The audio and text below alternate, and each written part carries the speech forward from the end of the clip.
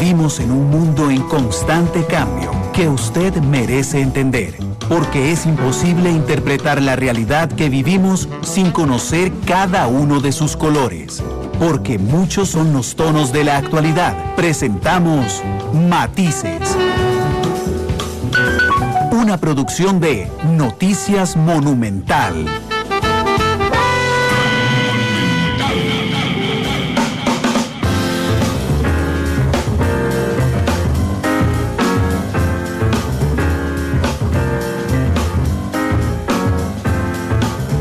De la tarde con 9 minutos. Gracias por estar con nosotros en Matices. Muchas gracias por acompañarnos. Bienvenidos a este programa de miércoles arrancando el mes de julio, que nos trajo, solo arrancar, una mala noticia respecto a salud. Se han confirmado hoy el récord de casos de COVID-19 en Costa Rica en un día, 294, 56 personas hospitalizadas. También logramos un récord lamentable y nefasto en este tema, y mañana se anunciarán medidas de emergencia en nuestro país, particularmente en el GAM, por al menos una semana, a ver si logramos ralentizar esta terrorífica curva ascendente que se ha vivido durante las últimas semanas. Pero bueno, hoy vamos a dedicar el programa a un tema que es muy importante.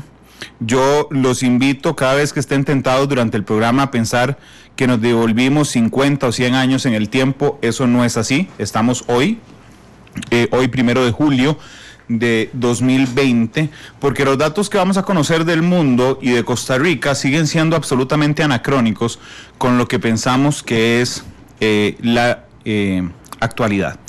Y es que se publicó el informe Estado de la Población Mundial 2020, lo hizo el Fondo de Población de Naciones Unidas, y yo le pedí a Evelyn Durán, que es especialista en salud sexual y reproductiva y género del Fondo de Población de las Naciones Unidas, que nos acompañara esta tarde para hablar de datos que realmente nos van a parar el pelo a todos. Evelyn, ¿cómo le va? Bienvenida a Matices, ¿qué tal?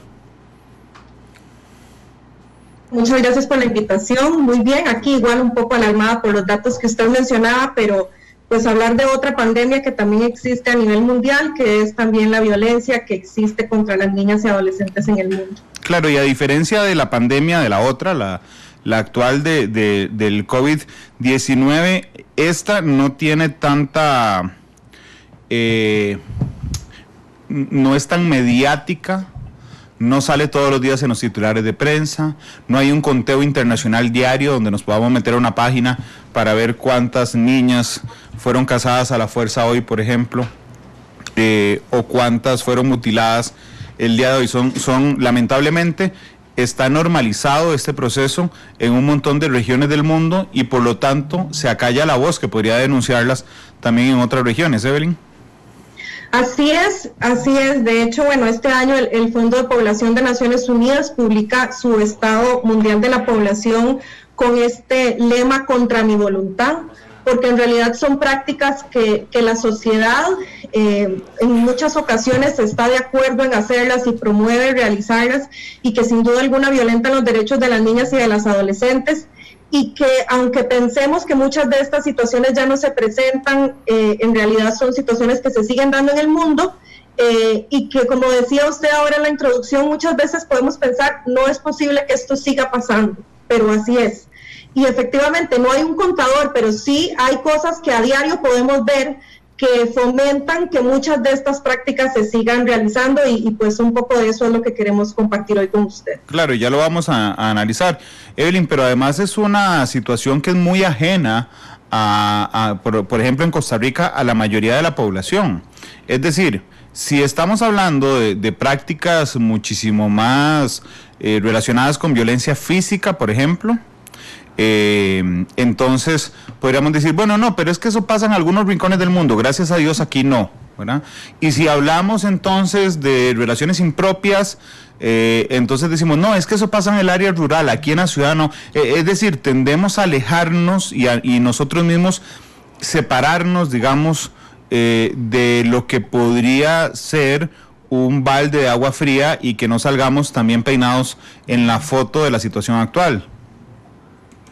Claro, yo creo que en este sentido lo que es muy importante y uno de los mensajes más importantes del informe es que estas situaciones que se presentan de violación de derechos, como por ejemplo la mutilación genital femenina, como por ejemplo los matrimonios de niñas y adolescentes, tienen unas bases similares, ¿verdad? Y muchas veces pensamos que es algo lejano, pero las bases en las cuales se cimentan todas estas prácticas nocivas también son compartidas por muchas de las personas que vivimos en Costa Rica y que consideramos que las niñas son las que buscan a los hombres adultos, que las violaciones son responsabilidad de las mujeres y que en muchas ocasiones también se discrimina a las mujeres para ejercer ciertas acciones o para desarrollar ciertos procesos. Entonces, si analizamos cuáles son las causas de todas estas prácticas, vamos a identificar que muchas están vinculadas con ese machismo, con esas...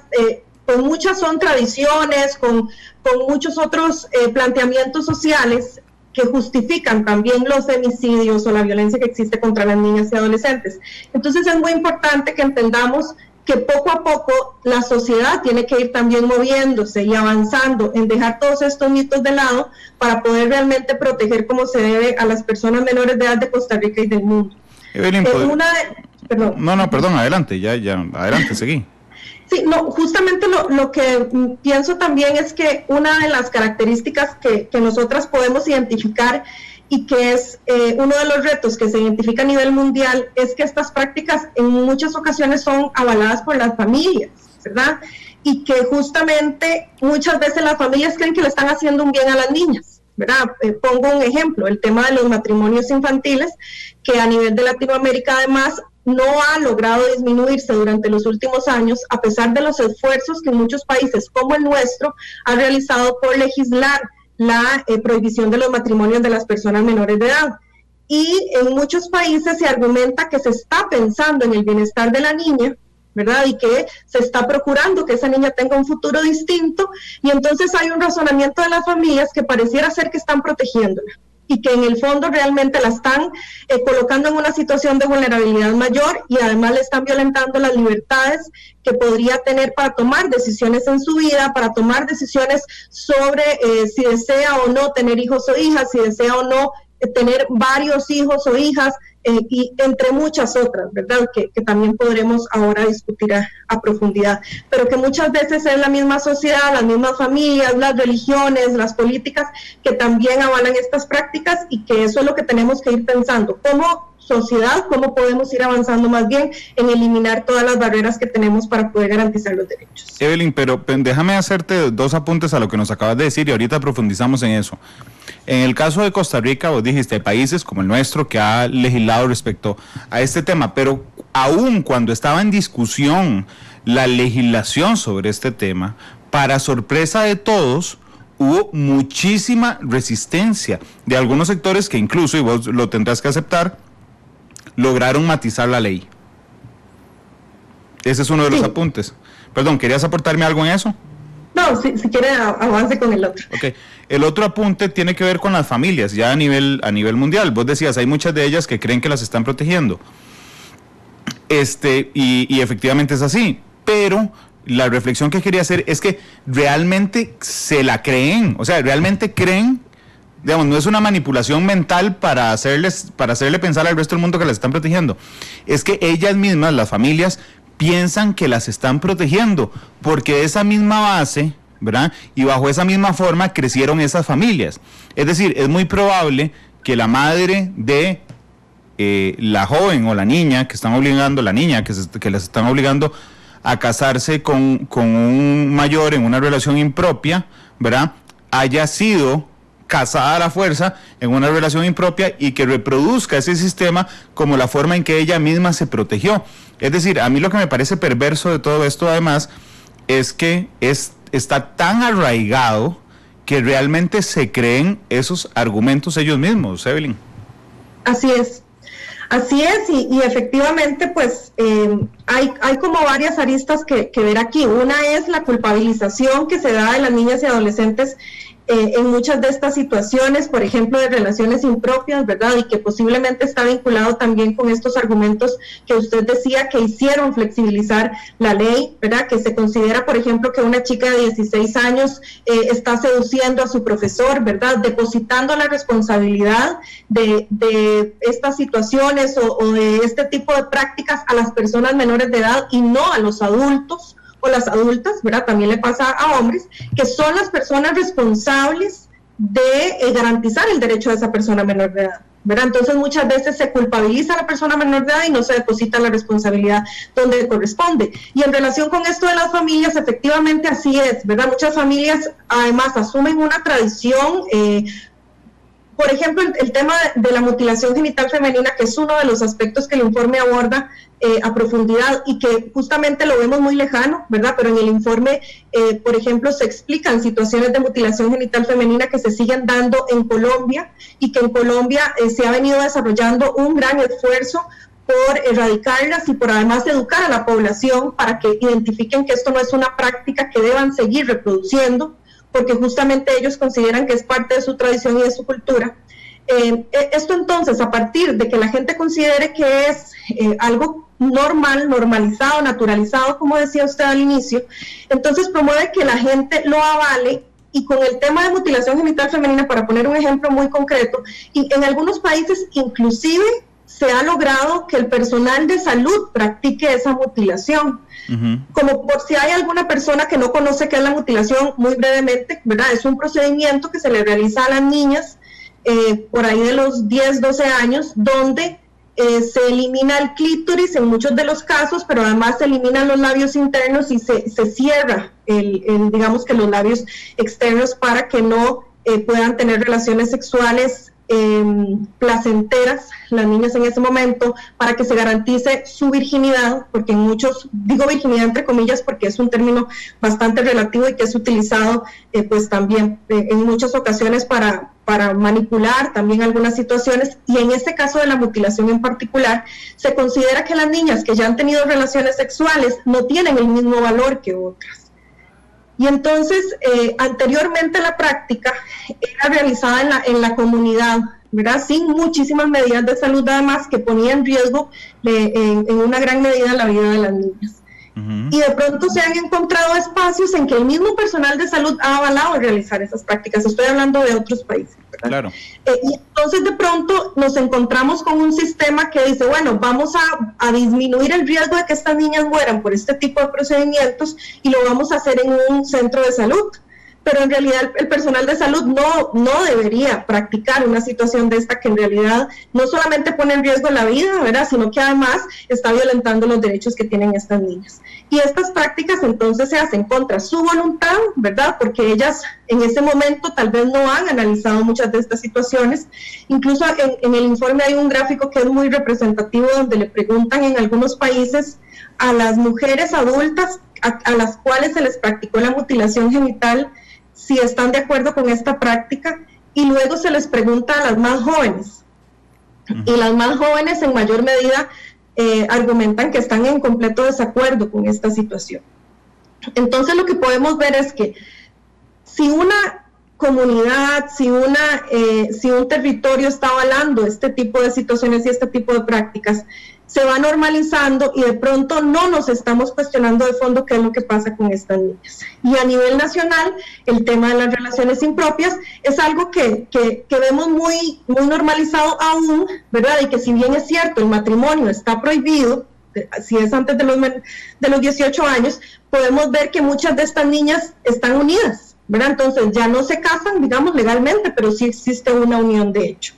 Entonces es muy importante que todos estos temas se puedan profundizar y que a nivel local también la gente pueda pensar, bueno, ¿qué estoy haciendo yo para permitir que en mi comunidad sucedan estas situaciones? Claro, pero Evelyn, perdón porque quedé pendiente. En el caso del gráfico que trae el estudio que me contaste, me dijiste que las mujeres jóvenes estaban en desacuerdo con la práctica, pero aquellas que ya les habían hecho la mutilación genital, ¿qué dijeron? En realidad los dos grupos ya eran mujeres que les habían practicado la mutilación. Ok, solo que uno más joven que el otro.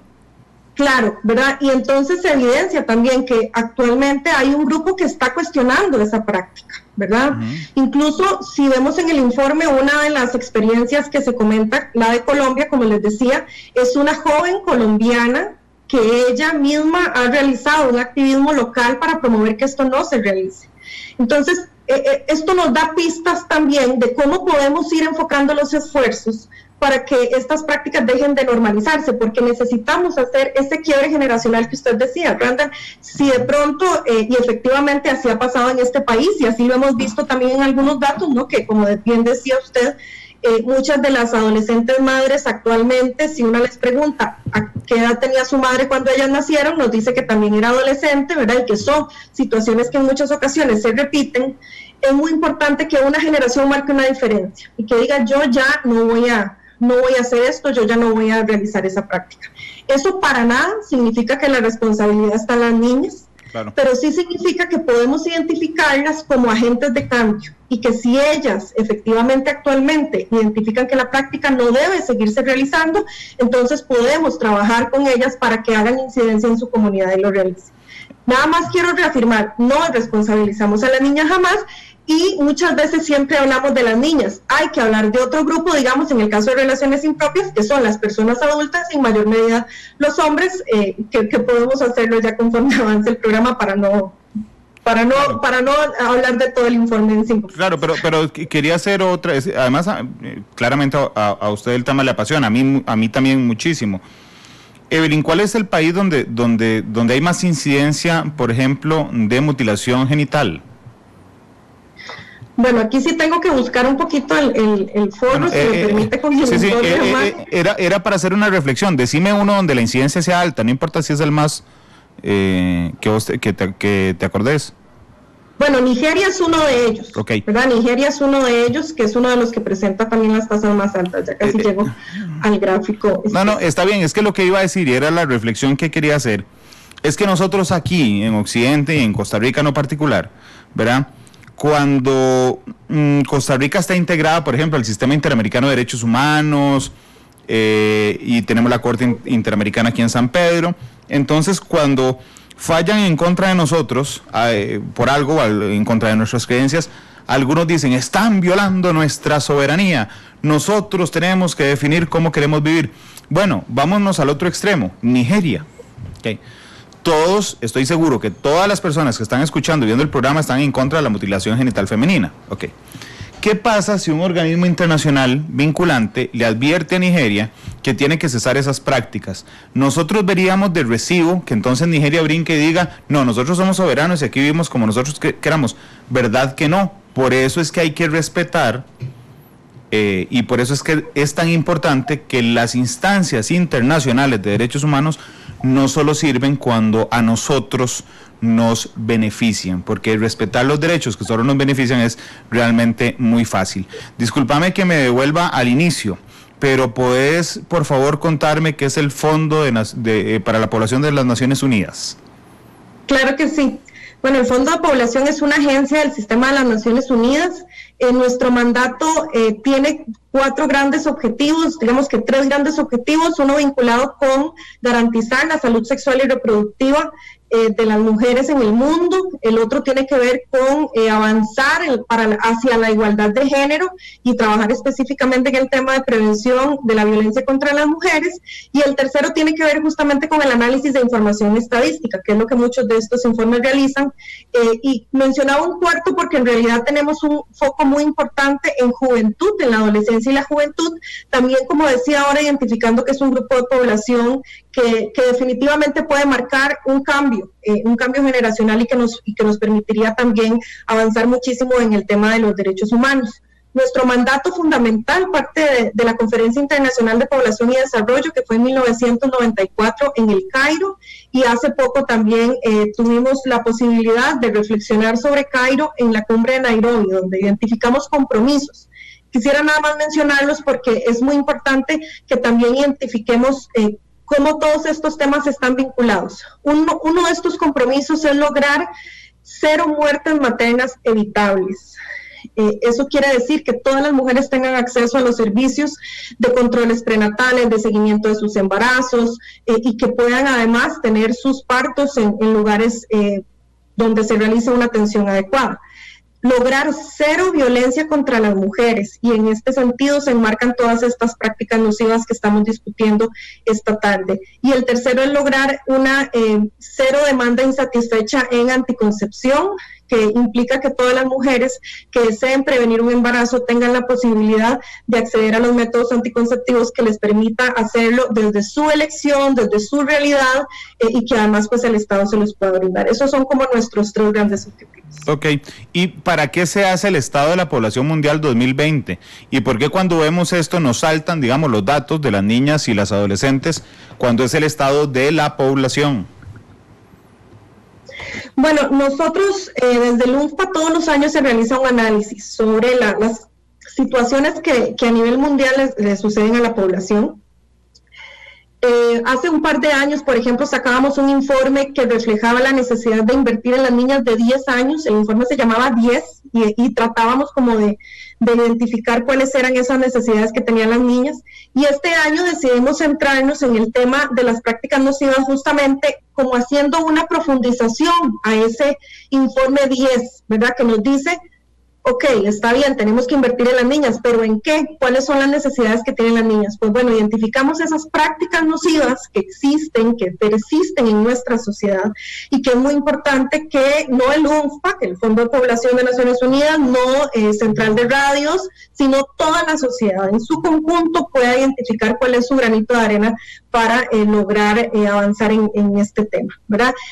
Y entonces, sin duda alguna, aquí nos encontramos, como decía un poco ahora, ¿verdad?, esta vinculación de temas. Sin duda alguna, dentro de las características de la población, si identificamos, como dicen los objetivos de desarrollo sostenible, a las que se están quedando atrás, podemos identificar que en muchas ocasiones las mujeres que iniciaron su fecundidad a edades muy tempranas, que empezaron a tener hijos siendo niñas o adolescentes, tienden a tener más hijos. Esto tiende entonces a generar que exista una situación mayor de pobreza, que se perpetúen los círculos de pobreza. Muchas veces está vinculado con dificultades para que estas mujeres puedan acceder a la educación y finalizarla, y por lo tanto no tienen trabajos que sean formales y que les permitan también pues cerrar y cortar ese ciclo de la pobreza, y esto tiene un impacto en la población. Entonces, digamos que esa es un poco la ruta que desde el UNFPA tratamos de posicionar, y por eso la importancia de analizarlo desde esa perspectiva. Prevenimos la violencia, pero ojo, ¿qué pasa con las mujeres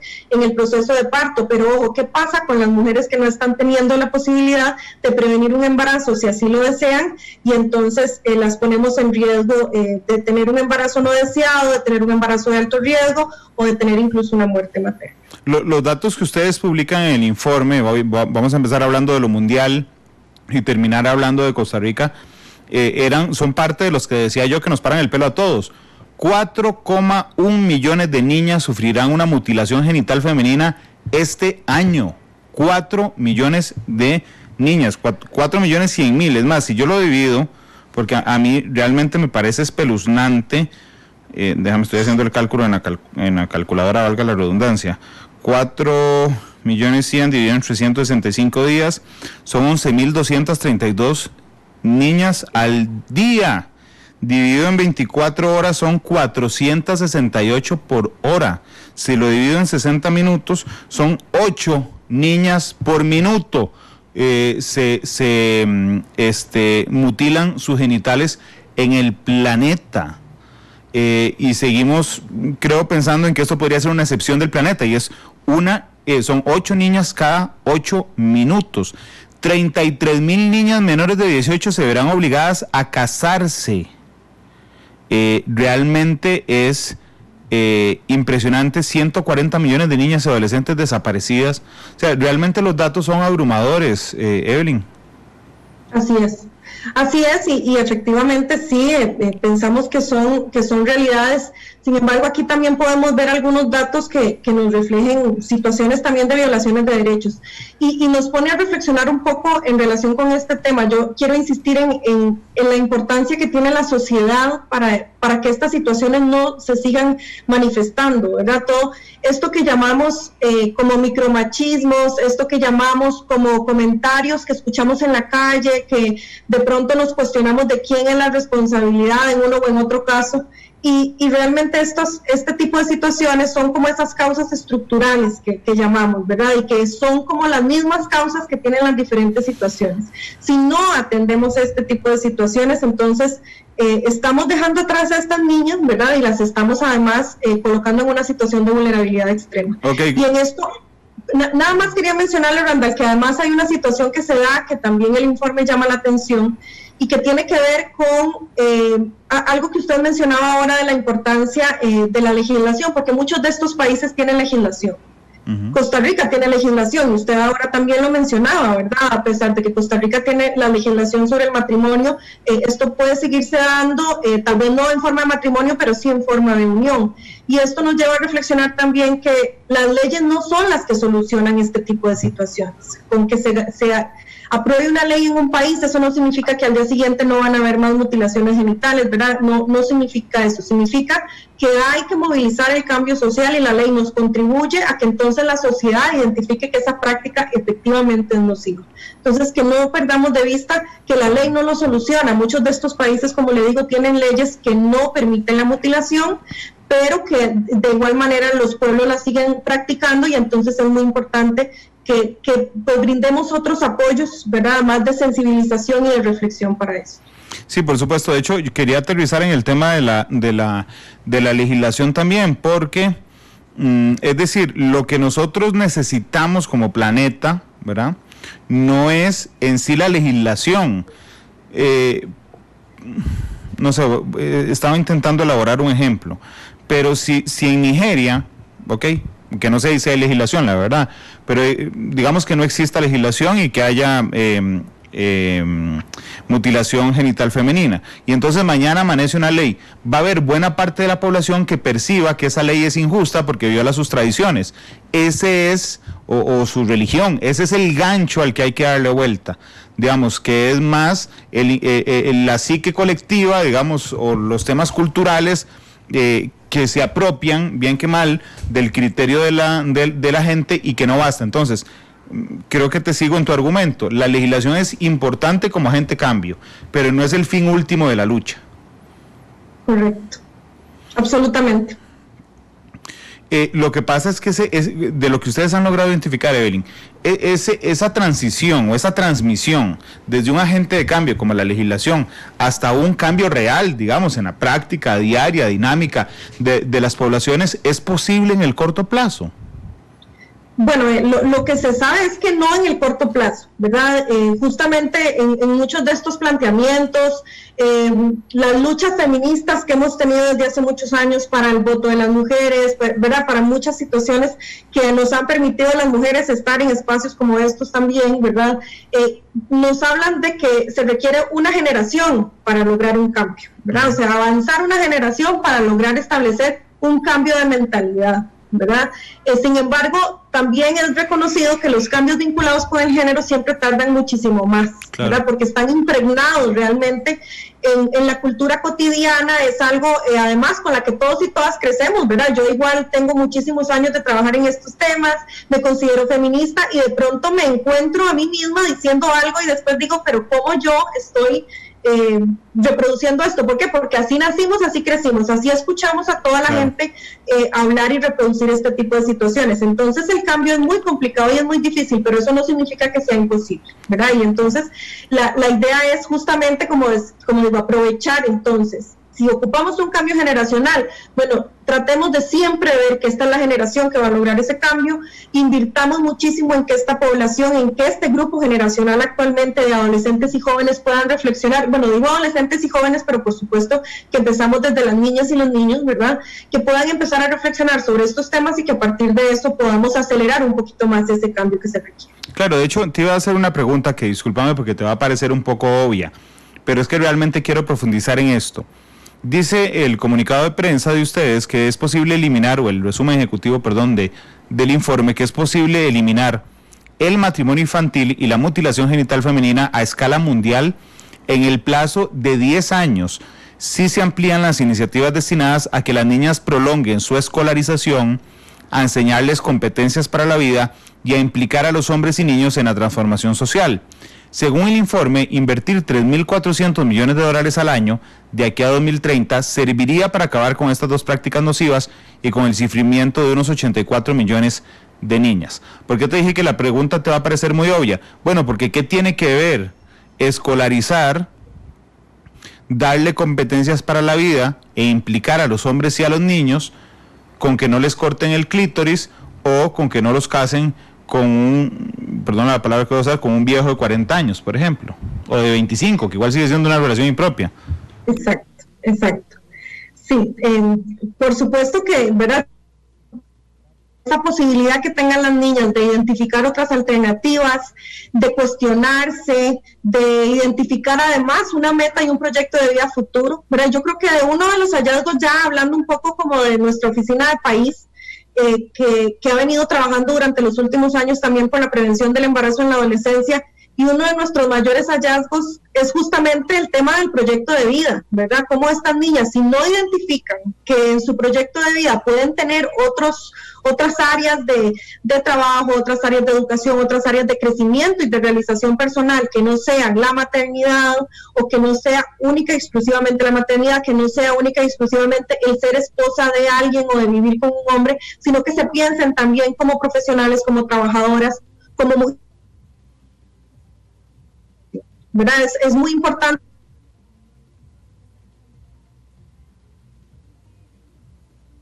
Son las 2:40. Evelyn, Espacio protector. No, es que se te estaba cortando el audio un momento, no sé por qué. Ya vi por qué, ahí salió en la pantalla. Su conexión a internet es inestable. Bueno, ya vamos a ver que mejore la conexión, porque yo la veo bien a Evelyn. Otra cosa que te iba a preguntar es que yo supongo, digo, en el mundo hay personas extraordinarias, ¿verdad? Y con todo respeto, supongo que vos sos una de ellas, porque la mayoría de esas personas extraordinarias que está en estas organizaciones hay alrededor del mundo en el proceso de vigilancia de que esto vaya avanzando, ¿verdad? O sea, es decir, me diste el ejemplo de Nigeria, pero debe haber en Colombia, por ejemplo, en las áreas rurales también, y en las áreas urbanas, en el tema de la guerra, por ejemplo, debe haber un montón de vigilantes de que esto avance, de luchadores en silencio. Y en medio de esta situación, para esas personas admirables se le viene el COVID. Y entonces la gente y los gobiernos y las organizaciones internacionales y transnacionales dicen, suave, es que no podemos financiar, digamos, esa lucha en este instante, porque resulta que tenemos que hacer una vacuna. Y además no solo las podemos financiar, sino usted, vigilante que anda ahí en los pueblos viendo a ver lo que está ocurriendo, tiene que quedarse en la casa, porque si no va a contagiar gente y se va a morir usted y el resto de la gente. En medio de esta pandemia, ¿cuánto ha afectado la lucha mundial por estas prácticas nocivas, Evelyn? Muchísimo, ¿verdad? Ha afectado muchísimo. Hay incluso proyecciones que han realizado en donde podemos identificar un aumento enorme de los matrimonios infantiles, podemos identificar también un aumento grandísimo de la mutilación genital femenina. ¿Y por qué? Bueno, primero porque en estos tiempos se dificulta mucha de la gente que trabaja en el campo, que está directamente trabajando con las personas para fortalecer sus capacidades, para sensibilizar, no pueden ir a campo, ¿verdad? Y bueno, no, Costa Rica no es una excepción, digamos. Muchas de las instituciones tenemos en este momento teletrabajo y no podemos estar, como decía un poco usted, vigilantes, ¿verdad? Y en ese sentido, incluso las organizaciones de la sociedad civil son unas de las que un rol tienen más fuerte en este tema de la vigilancia a nivel local. Pero además también hay otras situaciones que afectan y que nos prevén un poco el aumento por ejemplo, en Costa Rica, las relaciones impropias. ¿Qué es lo que pasa? Que en este momento, además como sabemos, ¿verdad? Hay estos impactos en la economía nacional, mundial, ¿verdad?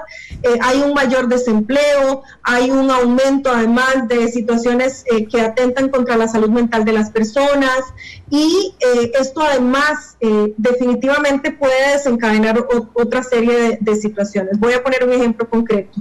En una comunidad que de pronto esto se ha identificado en Costa Rica y en muchos otros países, ¿verdad? Que de pronto alguna persona líder en la comunidad, estoy pensando en un hombre adulto, como decía usted, unos 25 o 30 años, que de pronto le haya planteado a una familia que le gusta su hija de 14 años, y que empiezan a hacerse intercambio de cosas, ¿verdad? ¿A qué me refiero? Que yo llevo un diario, que este señor se quedó sin trabajo, entonces yo les empiezo a dar dinero, y entonces la familia abre las puertas y facilita la relación impropia. Este tipo de situaciones ya se pueden estar presentando en Costa Rica y en el mundo, y por eso la vigilancia que podemos tener es muy importante. Vigilancia me refiero también de los vecinos y las vecinas, ¿verdad?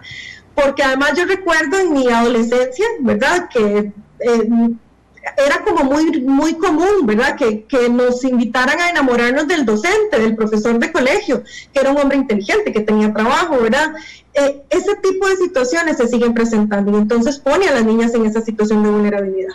¿Qué otra? El tema del acceso a los métodos anticonceptivos, por ejemplo, ¿verdad? Esta imposibilidad actualmente entonces de primero tener esa posibilidad de sacar dinero de bolsillo, como le llamamos, para comprar el método anticonceptivo que se usaba previamente. Eso también limita entonces el acceso que puedan tener las mujeres a métodos anticonceptivos, y por lo tanto puede generar una mayor cantidad de embarazos no deseados, puede generar entonces un mayor riesgo de muertes maternas. En fin, esta situación realmente tiene un impacto en las vidas de las personas. Sí, y podemos echar atrás, perdón, Evelyn, podemos echar atrás las conquistas que hemos logrado, que además son pequeños pasitos, ¿verdad?, que uno logra. Yo no sé si vos cuando eras niña te gustaba jugar con Legos. A mí me gustaba mucho, y era como que fueras armando un castillo, que ibas muy despacio, ibas bastante despacio, y de un momento a otro pasaba el perro, digamos, y te botaba la mitad del castillo, digamos, porque el avance es muy lento como para que lamentablemente enfrentarse a un desplome que no es total, pero que es importante en estos casos. Así es, y creo que en muchos de estos temas vinculados con los derechos de las niñas, es algo que nos estamos cuestionando actualmente, ¿verdad? Yo siempre digo en estos tiempos que ahora nos interesa mucho tener como estadísticas, y siempre estamos viendo datos, pero sin duda alguna yo creo que vamos a tener un antes y un después de esta época, ¿verdad? Porque vamos a poder ver, ya el otro año tal vez vamos a poder ver cuál fue ese impacto relativo, digo relativo porque no va a ser el impacto real a largo, mediano plazo que tenga esta situación del COVID en relación con el embarazo en la adolescencia, por ejemplo, en relación con las mismas relaciones impropias, ¿verdad? Que muchas veces son situaciones que siguen sin denunciarse, que siguen teniendo como una permisividad social, y que en estas épocas entonces se está acrecentando mucho más, y que tenemos por eso que estar justamente vigilantes. Pero creo que hasta el otro año vamos a poder ir identificando qué pasó con los datos, ¿verdad? Y a partir de eso identificar cuáles son esas estrategias. Yo en realidad sí creo que vamos a tener unos retos muy grandes, Randall, como dice usted, tal vez sí es un poco retroceder y dar unos pasitos hacia atrás, porque además hay procesos que han venido siendo sostenidos en algunos lugares y que en este momento pues ya no se está logrando brindar el acompañamiento por las dificultades de salir a campo, pero pues la vigilancia debe mantenerse, y además también es muy importante que en este sentido fortalezcamos las instituciones nacionales, ¿verdad? Y que entonces las instituciones que sí están teniendo ese acercamiento o esa posibilidad de trabajar lo puedan seguir haciendo, como la Caja, como el Ministerio, que como vemos están en otro foco, sí, ¿verdad? Y lo entendemos perfectamente también, pero siempre el rol de Naciones Unidas, el rol de la sociedad civil, el rol nuestro siempre es como recordar la importancia de continuar con estos procesos. De hecho, nosotros hemos realizado también como una serie de seminarios virtuales a nivel regional, a nivel global también, que tratan de posicionar en las instituciones locales estos temas para que no desistamos en los esfuerzos que hemos realizado y en los avances que hemos tenido durante los últimos años. Sí, hiciste la transición muy bien, porque ahora vamos a pasar a Costa Rica. Rica. Así es que vamos a Costa Rica. A mí realmente estaba pensando mucho qué palabra utilizar, pero después pensé que realmente los costarricenses agradecen cuando uno les habla con absoluta transparencia.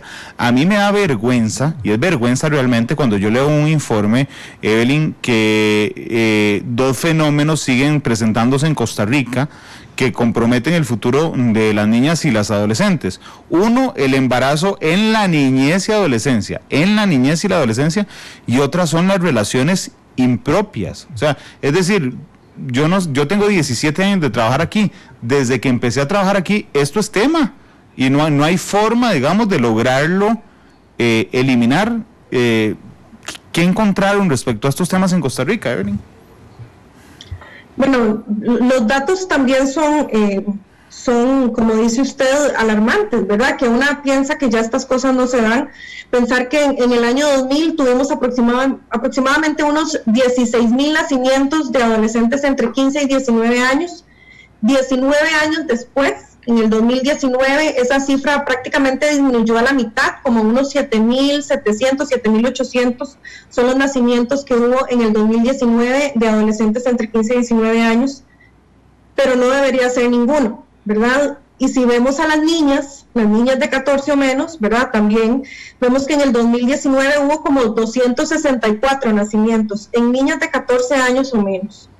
Realmente es un dato que nos debe llamar muchísimo a la reflexión, y que aunque el país haya logrado avanzar, porque sí es muy importante que reconozcamos ese avance y que la sociedad se ha movido, ¿verdad?, de una u otra forma, y que ha reconocido que estas situaciones son violaciones de derecho, pero que todavía nos falta dar más pasos y avanzar en este sentido. Esas 264 niñas jamás debieron haber sido madres.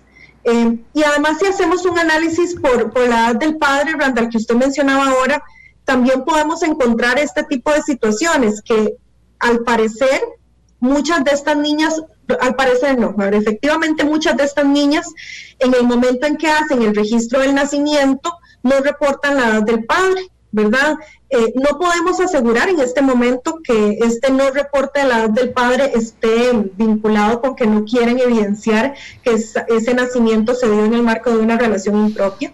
Uh-huh. Sin embargo, podemos sospechar que así es, ¿verdad? Y que hay muchos datos de padres no declarados o de que la edad del padre no se conoce, y eso está vinculado también, como le digo, con tal vez este temor que tienen las niñas de que se pueda denunciar al progenitor de este bebé, o incluso una manipulación de este hombre o de su misma familia para que no lo haga y no se haga el seguimiento judicial que debe realizarse en este caso. Evelyn, pero hace años a mí algo me atormenta de esto. Y es todo, pero algo en particular, que ¿dónde está el equipo médico? O sea, es que uno debería en Costa Rica ver, por la legislación que existe, verlo reflejado así. Si vos me decís a mí, Randall, en 2019 hubo 264 nacimientos en el 2019, significa que paralelamente, sin ninguna duda, debieron de haberse abierto 264 procesos por violación en el Ministerio Público, porque no hay forma de que no sea violación, según la legislación nacional, 264 violaciones. Ok, y entonces entra en juego esto que me decís, que es, bueno, sí, pero es que a veces el padre no está declarado. Por supuesto, pero muchas veces el personal médico, el auxiliar médico y las enfermeras pueden observar ahí, aunque no esté declarado, que ahí está el papá de la criatura. Y eso pasa muchísimo, pero yo no sé si lo compartís conmigo, pero realmente no podemos ver, y yo quisiera verlo, esas 264 nacimientos de menores de 14, verlo reflejado en 264 expedientes abiertos por violación inmediatamente según la ley. Sí. Bueno, me permito, Randall, hacer una precisión en términos de las edades, ¿verdad? Claro, violación en Costa Rica es de menores de 13 años, okay, ¿verdad? O sea, de 12 años cumplidos o menos. Uh-huh. Y cuando las chicas tienen 13 o 14 años, si la relación la tuvieron con un hombre 5 años mayor o más, sería una relación impropia. Okay. Entonces, las de 13 y 14 sería relación impropia, pero como bien dice usted, si tienen 12 años o menos, eso es una violación según el Código Penal del país. Yo coincido, ¿verdad? O sea, efectivamente, ya sea por violación o por relación impropia, estos nacimientos deberían estar acompañados de una denuncia. Yo pienso que se ha hecho un esfuerzo importante. Cuando una habla con las instituciones a nivel local, incluso una puede encontrar instituciones que se han comprometido también a posicionar este tema, que se han comprometido a plantear el tema de la denuncia. No a todo el mundo le gusta denunciar, sin embargo en el funcionariado público es una obligación, ¿verdad? Y es algo que también hemos tratado de promover muy a profundidad. Muchas instituciones, no solamente el UNFPA, pero muchas instituciones también se han sumado a este esfuerzo. Hay mucho personal de salud sensibilizado, pero de igual manera hay otro personal, no solo de salud, sino en general, que o no está sensibilizado, por un lado, por otro lado, o no conoce las rutas de denuncia, ¿verdad? Que pues deberían conocerlas, ¿verdad? Pero no las conocen, ¿verdad? O bien que no tienen la información necesaria, que insisto, deberían tenerla. Por supuesto que si hay una ley que tiene que ver con mi trabajo, yo debería revisarla, analizarla y apropiarme de esa ley. Sin embargo, sí hemos encontrado mucho desconocimiento a nivel local de cómo proceder en el momento en que encuentran una relación impropia. Por ejemplo, instituciones que nos dicen, pero entonces yo tengo que denunciar al PANI, ¿verdad? Y nosotras les tenemos que plantear, no, usted tiene que denunciar ante la fiscalía, ¿verdad? Tiene que reportar al PANI para que le dé un seguimiento, pero la obligación es renunciar a la fiscalía. Aquí hay otra cosa que también es muy delicada plantearla, pero que siempre es también un hallazgo que nosotras hemos identificado, y es que cuando hablamos de los derechos de las personas menores de edad, siempre hay un principio muy importante que es el de su autonomía, ¿verdad? Y que las personas adolescentes también puedan tomar sus propias decisiones en ciertos temas. Pero cuando hablamos de derechos de niñas y adolescencia, siempre a la autonomía le sumamos como el adjetivo de progresiva, autonomía progresiva, o sea que conforme van creciendo puedan ir tomando ciertas decisiones. Hago esta breve introducción porque en muchos cantones nos hemos encontrado con adolescentes que nos dicen, pero ¿cómo? O sea, yo sí puedo elegir el método anticonceptivo que quiero y no puedo elegir quién me gusta. Y si me gusta el señor de 40, y si me gusta la señora de 50, ¿verdad? Y ha sido una conversación muy interesante con las personas adolescentes cuando hablamos del tema de relaciones impropias, porque de pronto las mismas personas adolescentes consideran que muchas veces no se está tomando en consideración su forma de pensar, su forma de sentir. ¿Qué es entonces la solución, entre comillas, la solución o la estrategia que hemos utilizado y que nos ha funcionado muy bien? Es posicionar estas prácticas como relaciones de poder. Y aquí estoy parafraseando a una colega de la oficina, Lina, que ella siempre lo plantea desde esta perspectiva. Si nosotras identificamos y posicionamos con las personas adolescentes ese análisis de lo que es una relación de poder, de cuáles son las situaciones de poder que existen cuando una persona de 30 años quiere tener una relación con una persona de 15 años y se identifican los riesgos que se establecen en términos de perder amistades, de dejar de estudiar, de tener un embarazo a edades más tempranas, de limitar su posibilidad de crecimiento y desarrollo, de contraer incluso una infección de transmisión sexual, etcétera. Incluso de femicidios, si vemos casos que se han presentado incluso en este país, ¿verdad? Entonces ya las personas adolescentes pueden identificar de una mejor manera por qué las relaciones impropias son dañinas para ellos y ellas. Entonces, me devuelvo a lo que hablábamos al inicio, de cómo las relaciones de poder y estas situaciones de desigualdad que la sociedad sigue todavía potenciando, que nos diferencian a hombres y mujeres como si unos estuvieran por encima de las otras, pero que además también nos posicionan en un lugar a las personas adultas de las personas adolescentes y no identifican cuáles son los riesgos de establecer esas relaciones de poder desde un punto de vista dañino. Entonces vamos a seguir reproduciendo estas prácticas. Evelyn, digamos, más allá de la tradición para intentar generar, digamos, un esfuerzo mancomunado respecto a este tema, ¿qué otras cosas influyen? Porque, por ejemplo, los medios de comunicación y el entretenimiento me parece que suman un montón. Y yo recuerdo cuando saqué el bachillerato en la Universidad de Costa Rica, tenía un profesor a quien le mando un saludo, por cierto, se llama Miguel Regueira, y Miguel nos enseñaba respecto a la comunicación gráfica. Y en el semestre que yo tuve que llevar con él, nos enseñó sobre la comunicación subliminal, ¿verdad? Y entonces a mí me parecía fascinante, realmente fascinante, cómo desde lo subliminal llegabas. Y un día de estos, que hablé con Miguel, me quedé pensando en ese curso, que ya habrán pasado, no sé, 20 años de ese curso, y entonces decía yo, qué vacilón, ahora los mensajes no son subliminales, o sea, basta con que escuches una canción en cualquier emisora del país donde un tipo está cantando porque se enamoró de una niña, ¿verdad? Y entonces, y se naturaliza, y entonces yo sé que me van a decir, Randall, no solo el reggaetón, yo sé que no solo el reggaetón, pero vos oís a veces algunas, las letras de eso, y vos decís, por Dios, o sea, es que realmente ni siquiera es subliminal, es que es absolutamente abierto, y eso, para mal de todos nosotros, es lo que consumen lo que consume nuestra sociedad, Evelyn. ¿Cuánto tenemos que ver en eso? No solo los medios de comunicación de noticias, sino el entretenimiento. Sí, de hecho cuando nosotras realizamos generalmente actividades a nivel comunitario, elegimos algunas canciones por década, ¿verdad? Entonces elegimos 40 y 20, por ejemplo. Ajá. Elegimos esta de Demasiado Niña, de Eddie Herrera, ¿verdad?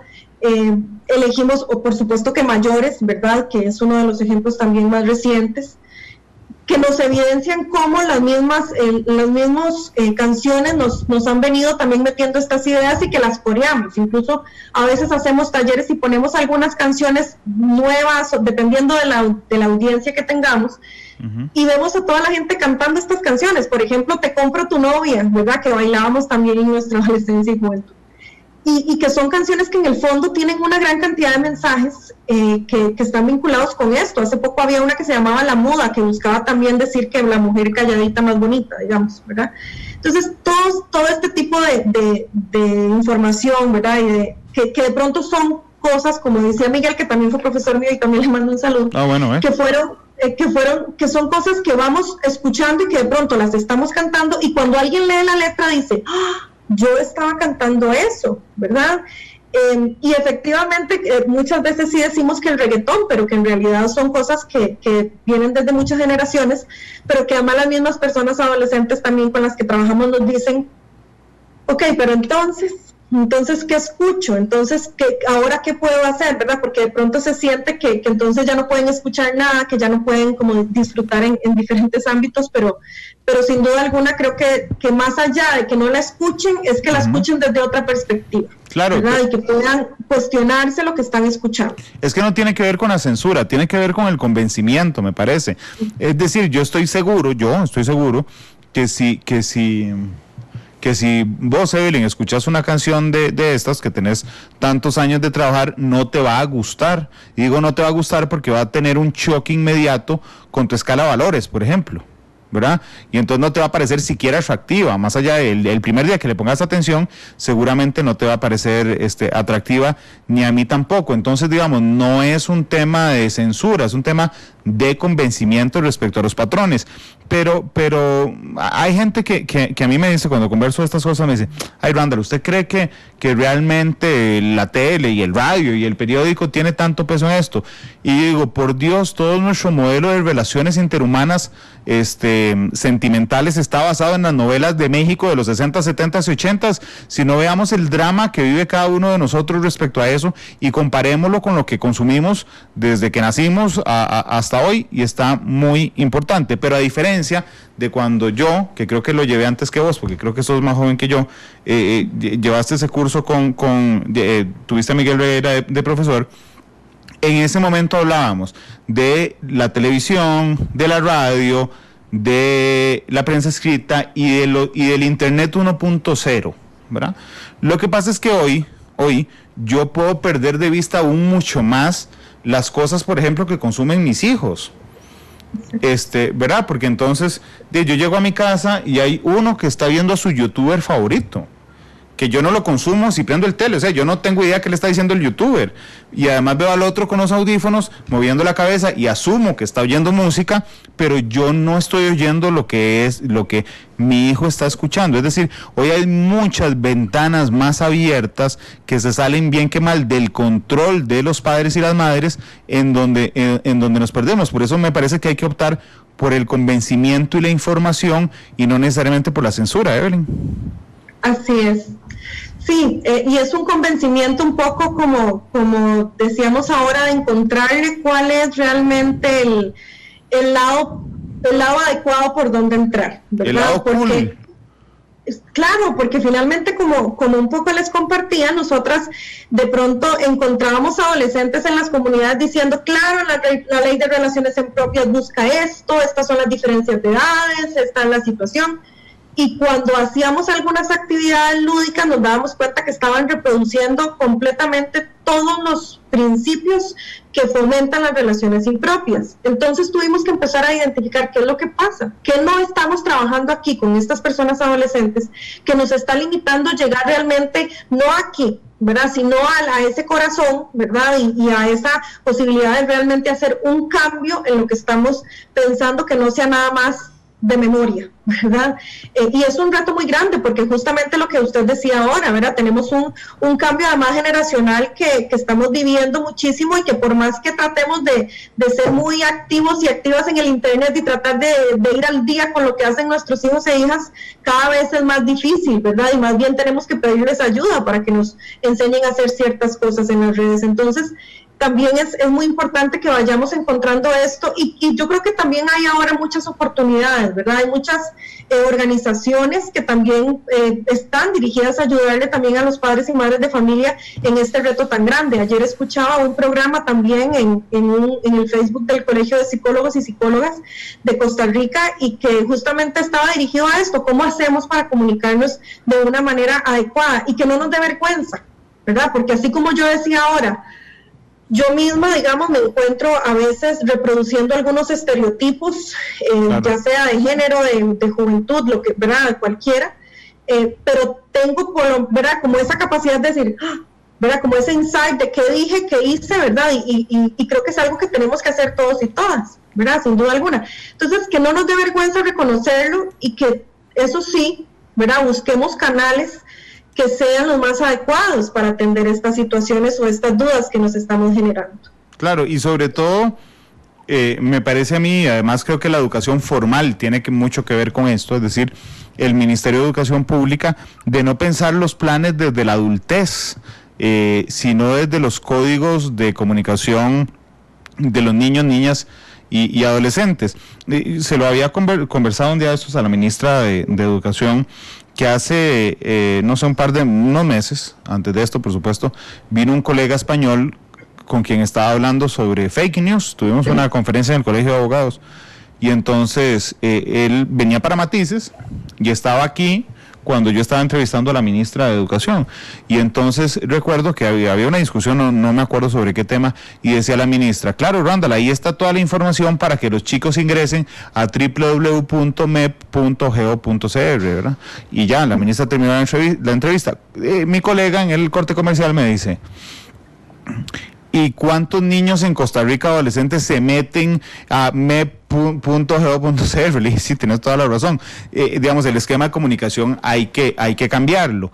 Y lo he conversado también, por ejemplo, con el ICD, el Instituto Costarricense sobre Drogas, cuando dice, por ejemplo, vamos a hacer un programa chivísima para las escuelas o para los colegios. ¿Y cómo se llama el programa? El programa se llama Lucho por mí mismo y me alejo de las drogas por amor. Y entonces, digo, cualquiera de nosotros que estuvo en el cole sabe que vos vas saliendo del cole con tu manada de amigos, y alguien te dice, hey, jale a mejenguear. Vos no vas a decir, no, es que voy en este momento a un taller de me valgo yo solo y me amo, porque la lucha contra las drogas, ¿verdad? Porque están pensados desde la adultez hacia la juventud, y entonces dejan de ser una palabra que yo sé que es en inglés, pero que finalmente todos usamos en algún momento, que dejan de ser cool, dejan de ser atractivos y dejan de hablar en el mismo idioma, digamos, que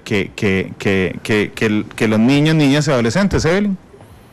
Así es, Randall, así es, y me río de verdad porque creo que también esto nos pasa a diario cuando estamos pensando en estrategias de trabajo con adolescentes y jóvenes, porque si bien es cierto, pudimos haber tenido mucha experiencia previamente como adolescentes y jóvenes que fuimos, o como trabajadores y trabajadoras jóvenes, no podemos perder de vista que los procesos tienen que ser participativos. Y si yo pongo ese nombre y solamente le pregunté a 2 personas adolescentes, que uno era mi hijo y el otro era el vecino, no estoy haciendo una lectura adecuada de qué es lo que esta persona adolescente o joven requiere y cómo puedo llegarles.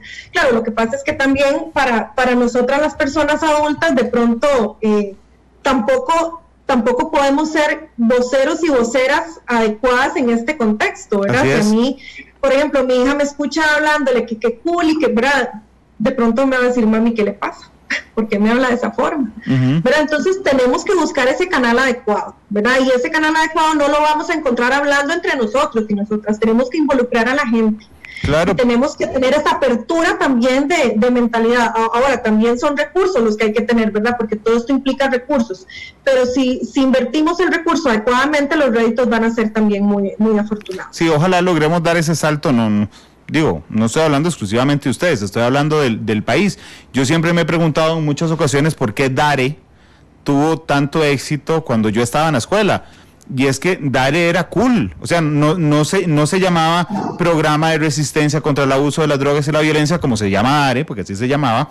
Nadie le decía así, era DARE, y la camiseta era negra y tenía un logo chivísima rojo, es decir, era cool DARE porque empezó a hablarnos en el mismo idioma. Entonces, si yo llego hoy donde mi hijo de 10 años y le digo, si seguís oyendo reggaetón, voy a quitar la luz de los tomas de toda la casa para que no... Y seguramente lo que hará es seguir escuchando reggaetón sin que yo me dé cuenta. O sea, y con esas letras, la idea aquí es informarnos, y pasa muchísimo, y hay una enorme resistencia, quiero saber tu opinión, en el sistema de educación formal costarricense respecto a estos temas, sobre todo en un momento en que andamos tan sensibles todos. Evelyn. Sí, yo creo que durante los últimos años hemos tenido discusiones a nivel nacional, no las voy a calificar, en realidad algunas han sido también como para reflexionar en relación con el programa de afectividad y sexualidad del Ministerio de Educación Pública. Yo creo que durante los últimos años también nos hemos preguntado cuáles han sido esas situaciones que han logrado esa disminución del embarazo en la adolescencia. Y creo que nos atrevemos a decir que el programa de afectividad y sexualidad pudo haber influido. Y podría mucha gente pensar que cómo pudo haber influido un programa que de pronto se ha analizado que los docentes y las docentes no se sentían preparadas, que de pronto da información parcial, que de pronto no hubo un proceso de formación como la gente hubiera querido que se diera. Sin embargo, nos da la posibilidad de hablar de este tema. Y al ser un tema tan tabú, ¿verdad? Hablar de la sexualidad, hablar incluso de la sexualidad de las personas adolescentes, ¿verdad? Si es tabú hablar de la sexualidad de las personas adultas, hablar de las personas adolescentes y su sexualidad es más tabú todavía, ¿verdad? Pero da la posibilidad de discutir este tema, y yo creo que poner algo en la mesa de discusión y decir que algo está pasando también como que genera una lectura social de suave. Entonces también mis adolescentes, digamos, están expuestos a esto. Bueno, sí, ¿verdad? Entonces, ¿cómo lograr que como sociedad también, no solamente en educación, sino también, por ejemplo, en salud, ¿verdad? Salud tiene además un criterio donde se establece que las personas adolescentes pueden entrar a la consulta sin acompañamiento de sus padres o madres, y que eso les permita, por ejemplo, solicitar en la caja un método anticonceptivo. Claro. Pero hay mucho personal de salud que se siente todavía con limitaciones para hacerlo a partir de sus creencias personales, a partir de, no sé, tal vez de poca claridad que no han tenido a la hora de recibir la instrucción. En fin, no sé, podría hipotetizar varias cosas, pero de igual manera hay muchas familias que no permiten que sus hijos e hijas entren solas, porque como había una campaña que el UNFPA había sacado hace algunos años, porque esto le pasa a los demás, pero a mí no me pasa, esto no es a mí, es a las demás personas. pero en realidad aquí todas y todos estamos expuestas a que nuestros hijos e hijas inicien su vida sexual a una edad más temprana, a que la inicien sin protección, y por eso hablar de estos temas es tan importante, ¿verdad? Que puedan encontrar también en las familias, que puedan encontrar en el centro educativo, en el centro de salud, que son como esas instancias en las cuales van a tener un contacto con las instituciones de manera directa, y que puedan entonces encontrar además un espacio de respeto, un espacio de confianza y de acompañamiento para que puedan tomar las mejores decisiones, ¿verdad? Aquí tampoco vamos a decir que esto para que inicien o para que posterguen, sino para que tomen una decisión adecuada. ¿Por qué voy a iniciar mi vida sexual? Claro. Porque tengo una pareja mayor que me está presionando, que me dice que tengo que hacerlo, ¿verdad? Y es algo que hemos encontrado cuando le hemos preguntado a las adolescentes madres, como una pregunta, digamos que también es muy amplia: ¿por qué quedaste embarazada? ¿Por qué pensás que quedaste embarazada? Y muchas de ellas nos dicen, es que aunque él nunca me dijo que le diera una prueba de amor, yo sentía que si yo no tenía relaciones sexuales con él, me iba a dejar, porque me iba a sentir que yo soy muy pollita, ¿verdad? Claro. Evelyn, o incluso, entonces es un poco esto. O incluso, discúlpame, en la misma edad, o sea, es que entender, y yo sé que ustedes lo hacen bien, pero entender a la adolescencia y a la juventud, es decir, bueno, ¿y por qué lo hicieron? Porque les dio ganas, o sea, es que no hay un registro más profundo, más profundo que eso. Te puedo hacer una pregunta relativamente personal para argumentar algo que quiero hacer, no te asustes. Cuando vos estabas en la escuela o empezando el cole y te gustaba alguien, ¿a quién se lo contabas? Sí, a mis amigas. ¿A tus papás? No, jamás. ¿A tus profesores? Menos. ¿Y tus amigas tenían novias? Novios o novias, digamos, sí, cuando se los planteabas. Sí, posiblemente sí tenían novios. Sí, y seguramente tenían las mismas preguntas que vos tenías, ¿verdad? Así es. Pero te aconsejaban. Sí. Esa es la gran paradoja de esto, digamos. Yo también se lo planteaba a mis compañeros y a mis amigos que tenían las mismas dudas que yo tenía, pero me daban un consejo claramente infundado porque eran la misma duda que ellos tenían, ¿verdad? Y yo lo sentía como un consejo con autoridad, porque eran mis amigos, y me querían, y normalmente lo que hacíamos todos es cometer todos juntos el mismo error, porque digamos, nadie estaba, digamos, con la experiencia necesaria para dar ese consejo. Un día de estos vi un meme que acepto que me hizo mucha gracia, que decía: todos mis amigos me piden consejos de amor y yo soy malísimo en el amor. Y entonces ponía abajo: porque el entrenador nunca juega, ¿verdad? Así como diciendo, a mí que me pregunten porque bueno, ese es un ejemplo de lo que pasa realmente. A veces validamos, ¿verdad?, las opiniones de los padres que tienen las mismas dudas o incluso más que las que tenemos nosotros. Entonces pensar en que vos tenés un problema, en que yo tengo un problema porque voy a empezar mi vida sexual, por ejemplo, y le voy a ir a plantear a mi profesora del cole que voy a empezar mi vida sexual, o sea, eso es no conocer absolutamente nada de nada. Incluso de decir, ay, voy a ir a decirle a mi mamá: mami, mira, es que mañana voy a empezar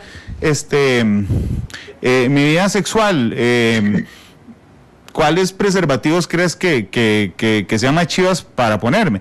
O sea, habrá alguna mamá que lo haga. Lo que me refiero es que la generalidad no es así y es no entender la realidad de un adolescente, Evelyn. Sí, me parece muy interesante todo lo que está planteando Randall, porque a nivel global, digamos, durante muchos años, los proyectos de prevención del embarazo en la adolescencia, de prevención del VIH, digamos, de salud sexual y reproductiva, tenían como principio la educación de pares, ¿verdad? Entonces, se hacía un proceso de formación con un grupo de adolescentes con los cuales se trabajaba mucho los temas, y luego estas personas adolescentes reproducían la información de una u otra forma. Si bien es cierto, muchos de estos procesos tuvieron algunos resultados positivos, se identificó que los resultados positivos fueron en términos de informar y de cómo atraer a las personas adolescentes a otros procesos. Pero se identificó también que cuando las personas adolescentes buscan no una experiencia, sino realmente un consejo, tener a la par a una persona profesional les facilitaba muchísimo tener esa información como desde una perspectiva de confianza con una persona que además pensaban que técnicamente podía darle la información correcta. Claro. Eso entonces ha movilizado que actualmente todos los proyectos que se hacen y que se reflexionan, y por lo menos desde el UNFPA tratamos de promoverlo, no estén dirigidos a que jóvenes formen jóvenes, no porque no pueden, sino porque nos dimos cuenta que no era tan efectivo, claro, sino que jóvenes se comuniquen con jóvenes y que a partir de eso abran las puertas para que tengan información en algunos medios a los cuales accesan, ¿verdad? Como por ejemplo aplicaciones o qué sé yo, GIFs, como TikTok. Exacto. Y que a partir de eso entonces ahí reciban esa información, ¿verdad? Entonces, sí, efectivamente, como bien en la pregunta que me hace, yo me dirigía también a mis amigas y demás, sin embargo, lo he conversado incluso con mis amigas y siempre decimos, es que recuerdo a tal y tal profesora, que me voy a atrever a decir su nombre, a Gladys, que era la profesora de inglés, que nos decía, que le dijo a una compañera, pero usted no sabe dónde puede conseguir un método anticonceptivo, y que ella jamás se imaginó que una persona adulta, algún día, ¿verdad?, hace 20 años, le iba a decir que tenía que tomar un método anticonceptivo, porque escuchó una conversación en el pasillo, ¿verdad? Claro. Entonces, aunque sí, nos comunicamos más, digamos, o se comunican más entre adolescentes y jóvenes, también el hecho de validar y de valorar una opinión un poquito más experta, digamos, o de experiencia, no siempre está de más, y es una estrategia que también hemos utilizado y que hemos identificado que funciona. Bueno, yo estuve en un colegio de monjas, imagínate, así que no era tan sencillo que tu Gladys, digamos, apareciera en mi vida, pero un día de esos escuché a un adolescente de 14 y a su mamá conversando, y la mamá le dijo al adolescente, ¿verdad que usted me va a contar cuando inicie su vida sexual? Y el adolescente le dijo, ¿para qué? No, jamás, ¿cómo se le ocurre? Bueno, esa elaboración, digamos, es la que pasa en la generalidad justamente de las cosas, y realmente me alegra mucho que lo tengan tan claro. Evelyn, permíteme un instante para ir a la pausa comercial. No sé si anteriormente has escuchado Matices, pero normalmente a la invitada les pido que escojan una canción para cerrar. Así es que puedes ir pensándolo en esta pausa comercial, por favor, y ya regresamos. Perfecto.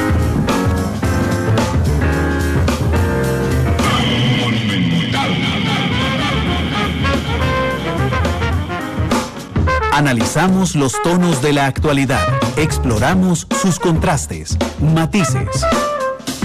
3 de la tarde con 24 minutos, gracias por estar con nosotros. Hoy nos acompaña Evelyn Durán, es especialista en salud sexual y reproductiva y género del Fondo de Población de las Naciones Unidas. Evelyn, del programa, porque hoy hay un montón de mensajes de gente que dice que el programa estaba muy bueno, a mí me alegra mucho, pero la idea es que no solo nos parezca un buen programa, sino que salgamos con qué podemos hacer cada uno. Así es que te dejo, ¿qué podemos hacer cada uno por esto, Evelyn? Evelyn, tenés el micrófono silenciado. Perdón, gracias. Adelante. Listo. Yo creo que podemos hacer mucho y podemos hacerlo por etapas, ¿verdad? Yo invitaría a la gente a que primero se lea, ¿verdad? Nos podamos leer, podamos volver a ver hacia adentro e identificar qué estoy haciendo yo, qué comentarios hago yo en mi vida diaria, le hago a mi pareja, a mi hija, a mi hijo, o a la muchacha que camina en la calle, ¿verdad? Que podría estar reproduciendo un estereotipo de género. ¿Qué significa eso? Decir, mira cómo viste, está buscando que algo le pase, o mira la manera en la que le habla a esta persona, parece que se le está exhibiendo, que son cosas que cotidianamente escuchamos. Entonces, el paso número 1 yo diría es, leamos qué estamos haciendo. El paso número 2 es que pasemos a identificar y más bien responsabilizar a quien corresponde. Si caminamos por la calle y vemos una persona adulta hablando con una persona menor de edad de cierta forma, entonces no es a la niña la que tenemos que juzgar, es a esa persona adulta suave. ¿Qué está haciendo esa persona adulta hablando con una persona menor de edad? Y hablando de esta forma, ¿y dónde está la familia? Y, ¿verdad? Un poco cuestionarnos qué es lo que pasa y depositar la responsabilidad a quien debemos depositarla. Y número 3, denunciar. Si identificamos una situación de violación de derechos de una persona menor de edad, no tengamos la menor duda de que tenemos que denunciar. Tengamos o no pruebas, en realidad aquí lo que va a primar es el derecho que tiene esa persona menor de edad a vivir una vida libre de violencia y que investigue a quien le corresponda, digamos, ¿verdad? Pero que no nos olvidemos de la importancia de que la única forma de frenar estas situaciones de momento es denunciándolas, y poco a poco vamos a ir generando entonces esa reflexión a nivel social, a nivel comunitario, para que podamos ir cambiando de opinión. Y el otro mensaje, que era lo que decía un poco ahora, no tengamos miedo de hablar de estos temas, tratemos de buscar siempre fuentes adecuadas. En la página del UNFPA Costa Rica se puede encontrar mucha información, ahí lo pueden buscar, el Facebook o en UNFPA, Fondo de Población de Naciones Unidas Costa Rica, y también en otros espacios, ¿verdad? Como decía ahora, el Colegio de Profesionales en Psicología está lanzando información muy importante, el Ministerio de Salud y la Caja también se han unido junto con el INAMO a estos esfuerzos. Entonces no perdamos de vista la importancia de siempre buscar esa fuente primaria de información, y no dejarnos llevar por comentarios, que es lo mismo que pasa con el COVID. Yo creo que en este sentido el tema de la información fidedigna, claro, siempre pasa por lo mismo, ¿verdad? Y que recordemos que esto nos corresponde a todos y todas, ¿verdad? No es al Poder Judicial ni a las instituciones, sino que también nosotras como personas que somos miembros de una comunidad tenemos la responsabilidad de proteger a las personas menores de edad de nuestro país y del mundo entero. Bueno, yo me quedo con dos ideas que acabas de brindar, que las voy a resumir en una frase. Una, la violencia no es un asunto privado. O sea, es decir, olvidémonos de eso, no es un asunto privado. Y hay un terrible consejo que repitieron los abuelos y las abuelas y los papás y las mamás hasta hace unos años. Yo no sé si se acuerdan del refrán: cada uno en su casa y Dios en la de todos. Eso era: no se meta en nosotros. Bueno, si está viendo una situación de violencia, por favor, métase. Digamos, olvídese de ese consejo y métase, porque la violencia no es un tema privado. Evelyn, he disfrutado mucho el programa. Muchas gracias por acompañarme. Escogiste canción. Analizamos los tonos de la actualidad, exploramos sus contrastes, matices.